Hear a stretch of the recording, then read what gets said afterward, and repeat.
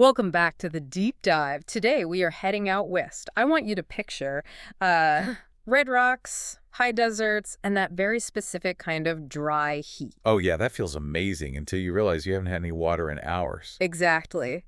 We are talking about the adventure capital of the American Southwest, Moab, Utah. It is a unique landscape. Mhm. It's almost alien. Truly. But we aren't just talking about the geology today. We're talking about the logistics of visiting a place like that. Because in Moab, where you have the mighty 5 national parks basically surrounding you, where you stay isn't just about the bed. Nah, It dictates how you play. It's all about the art of the base camp. that is the crucial distinction.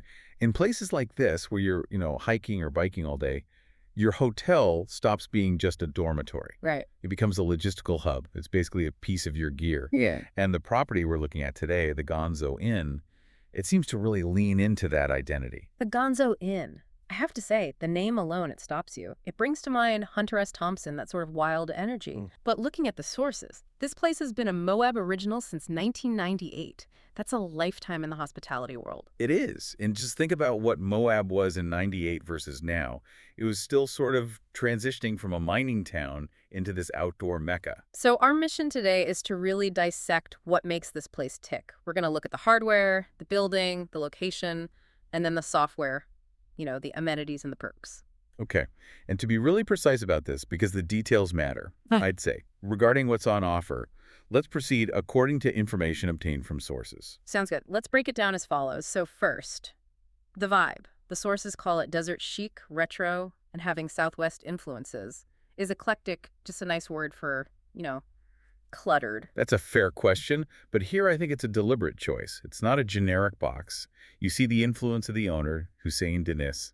His philosophy is that every stay is a journey. Okay, that sounds a little like marketing fluff. I know, but then you look at the layout. It's a boutique, condo-style hotel. Condo style. That's the key word for me. A standard hotel room, I feel like I'm living out of my suitcase. Condo style means I can actually spread out. Exactly. It's meant to feel a bit more residential. And that links directly to their location strategy. Right, let's talk geography. It's 1 block off Main Street in downtown Moab. For anyone who hasn't been, Main Street is the artery, all the breweries, the gear shops. And being 1 block off is smart. You're close enough to walk to dinner, but you're not hearing truck traffic all night. Yeah. But zoom out a bit. You're 10 minutes from the entrance to Arches National Park, Wow, okay. and maybe 45 minutes from the island in the Sky District of Canyonlands. And those are the big two, right next door. Correct. And then, you're within a few hours of Capitol Reef, and it sort of connects you to Zion and Bryce Canyon if you're doing that whole Grand Circle road trip. So let's be clear for you listening. Zion's a haul. You are not popping over to Angel's Landing for a morning jog from Moab. That's a whole other trip. Oh, absolutely, a multi-hour drive. But there's this one detail in the location strategy that really stood out to me. The sources mention easy trail access. I saw that. Mere steps from our back door. Yeah. Is that real, though? I mean, is that a real utility? Most people I know drive to the trailhead. And Moab. Yeah. Absolutely. Especially for mountain bikers. If you can pedal from your room to a trail system without loading your bike onto a rack, without dealing with traffic, that is a massive, massive bonus. Oh, okay, I get it. It eliminates the commute to the fun. Precisely. And that brings us to the amenities for the active traveler, and I think we need to unpack this. Okay, lay it on us. First and foremost, they have what they call a bike kitchen. A bike kitchen. So this is what I mean about the name. Is that just a clever way of saying they have a bike rack? It's significantly more than that. The sources say it includes secure bike storage. Okay, that's table stakes in Moab. Right. But also a dedicated wash station and a repair shop with a custom rack and standard tools. Hold on.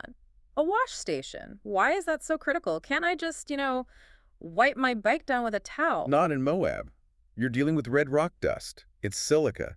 It's fine, it's abrasive, and it gets everywhere. So it's like sandpaper for your expensive bike parts? Exactly.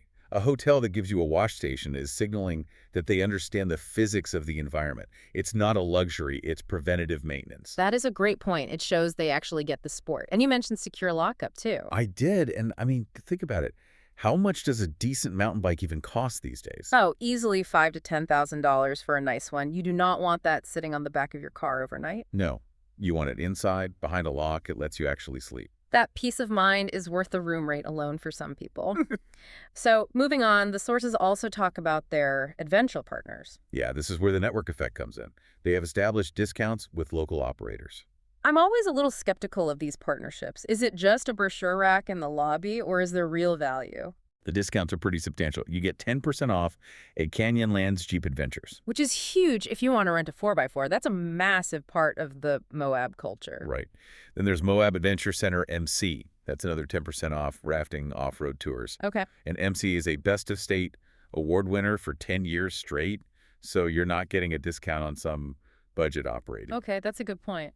What about for the real adrenaline junkies? There's Moab Healy X, 10% off helicopter tours, and Skydive Moab. The sources note they have world record holders on staff. Which is exactly who you want, packing your parachute. Exactly. And practically, there's also the Moab Express. It's a door-to-door shuttle from the local airport right to the hotel. So they've really thought through the whole process. Yeah, they facilitate the adventure.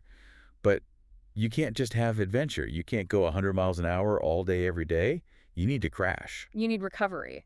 This is the physiological side of the base camp theory. So how does this place help you put yourself back together? Well, what's fascinating here is how the recovery amenities are structured. First, let's talk about water. The pool situation. It's a heated saltwater pool, open March through November, and then there's the hot tub, which is open year-round. Okay, pause on saltwater. Why does that matter? Is that just a trend? Think about your skin after a day in Moab. You're wind-blasted, you're sun-cooked. Chlorine can be really harsh on top of that. Saltwater is it's softer on the skin, less irritating. And the hot tub, the source calls it a must-see in the evenings. If you just hike Delicate Arch, your muscles are screaming. Hydrotherapy, sitting in that hot water, it's basically medicinal. It resets you for the next day. It's the difference between waking up stiff and waking up ready to go. Totally. Then they have these outdoor social spaces. They have the backyard. Which sounds very casual. It is. It's described as a private, tree-lined creekside lawn, good for tossing a frisbee, that kind of thing. And then there's a private outdoor lounge with a fire pit. Ooh, that fire pit is key. That gives you the camp feeling without having to, sleep on the ground with a rock in your back. It captures the romance of it, but keeps the comfort. It's a social anchor. Now, I did see something about their housekeeping policy that might be a little controversial. They call it Go Green efforts. Yes. So according to the sources, housekeeping is only done at the end of the stay, by default. So no daily bed making. Not automatically, no. But the source is really clear. Okay. If you need fresh towels or coffee, you just ask. It's on demand rather than automatic. I actually prefer that. I'd always feel so wasteful to get your sheets washed after one night. But there is one amenity I think is non-negotiable for a trip like this. Coin laundry. Essential. Absolutely essential. Because that red dust, it stains. You don't want to pack 7 days of hiking gear. It lets you pack light. And for the modern traveler, they also have EV charging stations in the parking lot. Which is huge. Knowing you can top up overnight removes that range anxiety. Exactly. Yeah. So, we've covered the bike shop, the pool, the laundry, but eventually you have to actually go to your room. Right. The actual sleeping quarters. We touched on condo-style earlier, but let's dig into that. So these aren't just bedrooms. The sources list kitchenettes with a fridge, microwave, a wet bar, a Keurig, and dining sets. That kitchenette is a financial game changer. How so? Well, eating out in a tourist town like Moab gets expensive really fast. Being able to make your own breakfast, keep some drinks cold, that saves you serious money. It really does. It lets you put your budget toward the experiences, not just eggs and toast. And tech-wise, they have high-speed fiber Wi-Fi and smart TVs. But the real difference is between the suite types. Right. Let's run through the tiers. You've got the Creekside Suites, a fireplace, and creek views. Very atmospheric. Then the Rim Vista Suites. The standout there is a large jetted bathtub. Again, back to that recovery aspect. Yep. And the top tier is the Moab Luxury Suite. 2 bedrooms, 2 patios, jetted tub, panoramic views. Sounds amazing. But, and this is a crucial detail, while the property is generally pet-friendly, Uh-oh. that specific luxury suite is not pet-friendly. That is a critical no before you go, because Moab is an incredibly dog-friendly town. Exactly. You see dogs everywhere, so if you book that super luxe suite thinking your dog can come, you're going to have a problem at check-in. Good catch. So, okay, let's talk value. Because all of this sounds expensive. And usually to get a deal, you have to join some complicated loyalty program. The Gonzo Inn flips that model entirely. Get this. The Gonzo Club. The surprising fact is the barrier to entry. There isn't one. Wait, really? You are automatically a member after your first day. You don't have to sign up or anything. So I don't have to carry another card in my wallet? Nope. And the tiers are super clear. After your first day, you're bronze. That's 5% off future rooms. Immediately. Okay, 5% is a nice gesture. Hit your 15th night, you're silver. That's 10% off. Now we're talking real savings. At the 40th night, you're gold. That's 15% off plus a discounted pet fee. Which adds up if you bring the dog every time. And for the true devotees, at the 100th night, you hit platinum. That's 20% off. And the gold and platinum tiers get you perks like robes, and this is the big one, a late checkout at noon. Oh, that late checkout is strategic. Why do you say that? Well, imagine you do a sunrise hike. You get back to the hotel at 10 a.m. Normally, you have to panic pack to get out by 11. With a noon checkout, you can shower, nap, pack slowly. It changes the entire last day of your trip.